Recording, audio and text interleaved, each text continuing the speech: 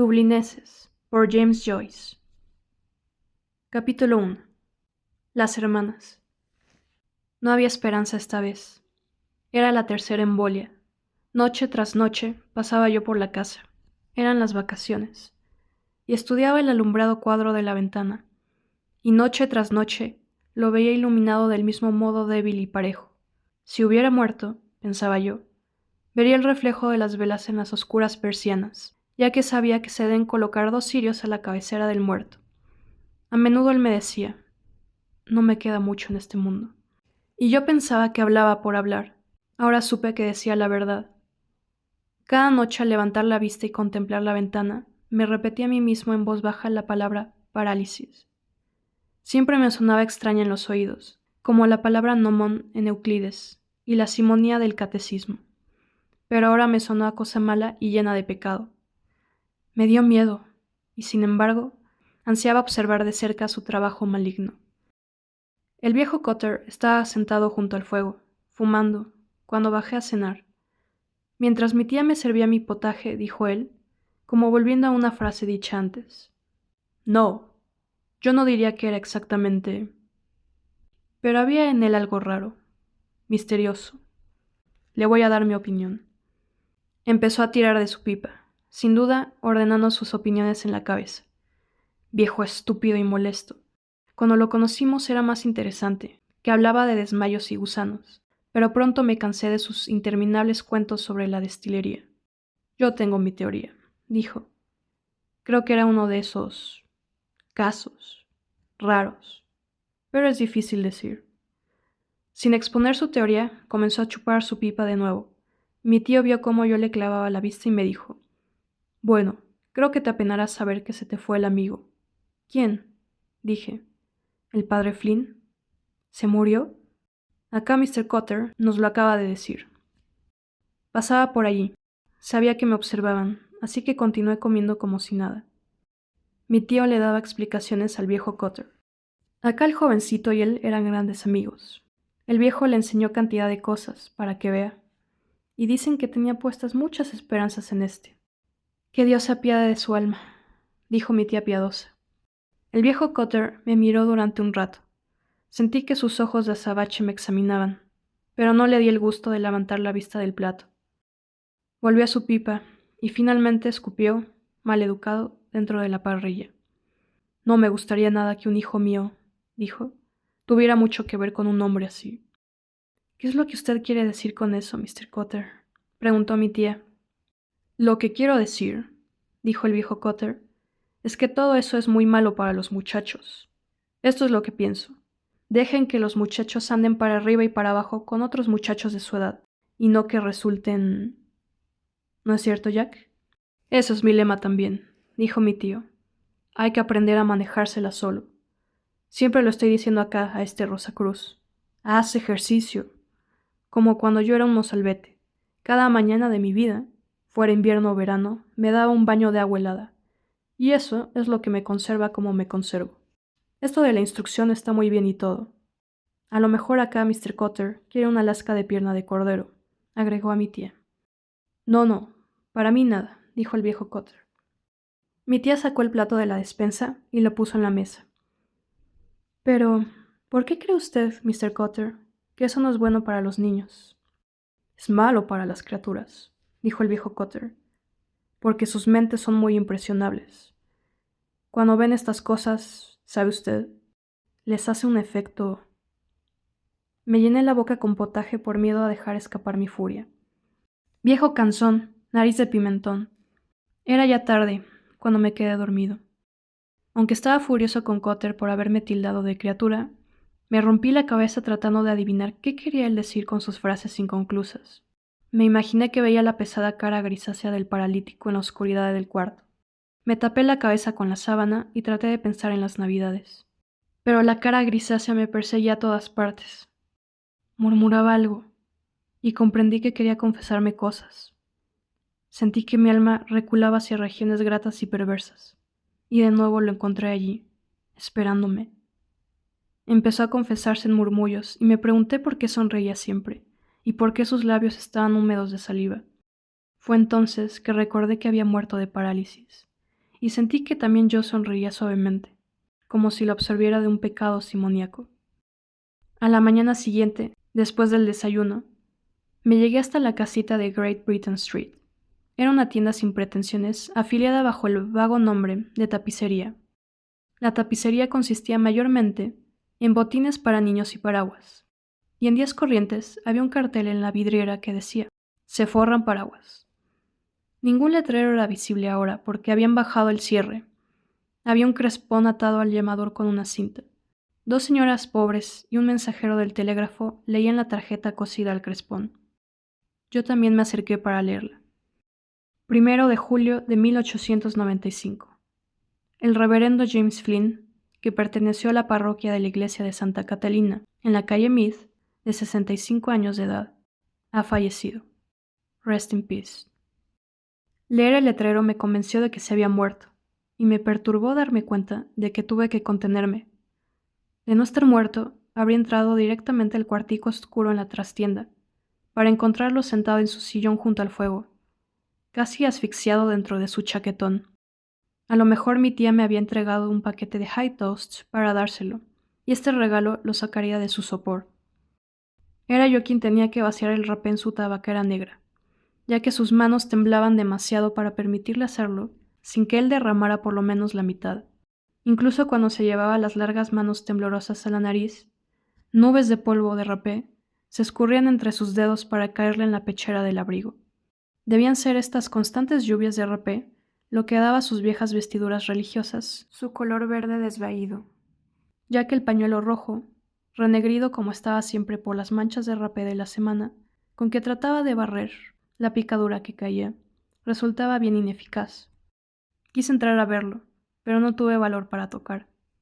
Me fui caminando lentamente a lo largo de la calle soleada, leyendo las carteleras en las vitrinas de las tiendas mientras me alejaba.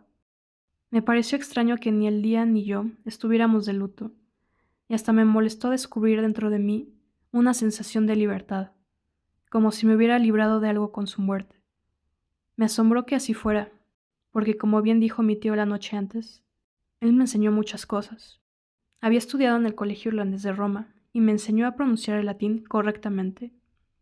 Me contaba cuentos de las catacumbas y sobre Napoleón Bonaparte, y hasta me explicó el sentido de las diferentes ceremonias de la misa y de las diversas vestiduras que debe llevar el sacerdote. A veces se divertía haciéndome preguntas difíciles, preguntándome lo que había que hacer en ciertas circunstancias, o si tales o cuales pecados eran mortales o veniales o tan solo imperfecciones. Sus preguntas me mostraron lo complejas y misteriosas que son ciertas instituciones de la Iglesia, que yo siempre había visto como la cosa más simple. Los deberes del sacerdote con la Eucaristía y con el secreto de confesión me parecieron tan graves que me preguntaba cómo podía alguien encontrarse con valor para oficiar. Y no me sorprendió cuando me dijo que los padres de la Iglesia habían escrito libros tan gruesos como la guía de teléfonos, y con letra tan menuda como la de los edictos publicados en los periódicos, elucidando estas y otras cuestiones intrincadas. A menudo cuando pensaba en todo ello no podía explicármelo, o le daba una explicación tonta o vacilante, ante la cual solía él sonreír y asentir con la cabeza 2 o 3 veces seguidas. A veces me hacía repetir los responsorios de la misa, que me obligó a aprenderme de memoria. Mientras yo parloteaba, él sonreía meditativo y asentía. De vez en cuando, se echaba alternativamente polvo de rapé por cada hoyo de la nariz. Cuando sonreía, solía dejar al descubierto sus grandes dientes descoloridos y dejaba caer la lengua sobre el labio inferior, costumbre que me tuvo molesto siempre, al principio de nuestra relación, antes de conocerlo bien. Al caminar solo al sol, recordé las palabras del viejo Cotter y traté de recordar qué ocurría después de mi sueño. Recordé que había visto cortinas de terciopelo y una lámpara colgante de las antiguas. Tenía la impresión de haber estado muy lejos, en tierra de costumbres extrañas. Persia, pensé. Pero no pude recordar el final de mi sueño. Por la tarde, mi tía me llevó con ella al velorio. Ya el sol se había puesto, pero en las casas de cara al poniente los cristales de las ventanas reflejaban el oro viejo de un gran banco de nubes. Nanny nos esperó en el recibidor, y como no habría sido de buen tono saludarla a gritos, todo lo que hizo mi tía fue darle la mano. La vieja señaló hacia lo alto interrogante, y al asentir mi tía, procedió a subir trabajosamente las estrechas escaleras delante de nosotros. su cabeza baja sobresaliendo apenas por encima del pasamanos. Se detuvo en el primer rellano y con un ademán nos alentó a que entráramos por la puerta, que se abría hacia el velorio. Mi tía entró y la vieja, al ver que yo vacilaba, comenzó a combinarme repetidas veces con su mano. Entré en puntillas. A través de los encajes bajos de las cortinas entraba una luz crepuscular dorada que bañaba el cuarto, y en la que las velas parecían una débil llamita. Lo habían metido en la caja. Nanny se adelantó y los tres nos arrodillamos al pie de la cama. Hice como si rezara, pero no podía concentrarme porque los murmullos de la vieja me distraían. Noté que su falda estaba recogida detrás torpemente, y cómo los talones de sus botas de trapo estaban todos virados para el lado. Se me ocurrió que el viejo cura debía estarse riendo tendido en su ataúd. Pero no. Cuando nos levantamos y fuimos hasta la cabecera, vi que ni sonreía. Ahí estaba solemne y excesivo en sus vestiduras de oficiar, con sus largas manos sosteniendo flácidas el cáliz. Su cara se veía muy truculenta, gris y grande, rodeada de ralas canas y con negras y cavernosas fosas nasales. Había una peste potente en el cuarto. Las flores. Nos persinamos y salimos. En el cuartico de abajo encontramos a Elisa, sentada tiesa en el sillón, que era de él. Me encaminé hacia mi silla de siempre en el rincón, mientras Nanny fue al aparador y sacó una garrafa de jerez y copas. Lo puso todo en la mesa y nos invitó a beber. A ruego de su hermana, echó el jerez de la garrafa en las copas, y luego nos pasó estas. Insistió en que cogiera galletas de soda, pero rehusé porque pensé que iba a hacer ruido al comerlas. Pareció decepcionarse un poco ante mi negativa, y se fue hasta el sofá, donde se sentó detrás de su hermana. Nadie hablaba. Todos mirábamos la chimenea vacía. Mi tía esperó a que Elisa suspirara para decir: «Ah, pues ha pasado a mejor vida». Elisa suspiró otra vez y bajó la cabeza sintiendo. Mi tía le pasó los dedos al tallo de su copa antes de tomar un sorbito. ¿Y él... tranquilo?», preguntó. «Oh, sí, señora, muy apaciblemente», dijo Elisa. No se supo cuándo exhaló el último suspiro. Tuvo una muerte preciosa. Alabado sea el Señor. Alabado sea el Santísimo. Y en cuanto a lo demás, el padre Rourke estuvo a visitarlo el martes, y le dio la extremaunción y lo preparó y todo lo demás. ¿Sabía entonces? Estaba muy conforme. Se le ve muy conforme, dijo mi tía. Exactamente eso dijo la mujer que vino a lavarlo. Dijo que parecía que estuviera durmiendo, de lo conforme y tranquilo que se veía. ¿Quién se iba a imaginar que de muerto se vería tan agraciado?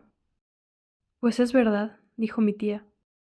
Bebió un poco más de su copa y dijo: «Bueno, Miss Flynn, debe ser para usted un gran consuelo saber que hicieron por él todo lo que pudieron.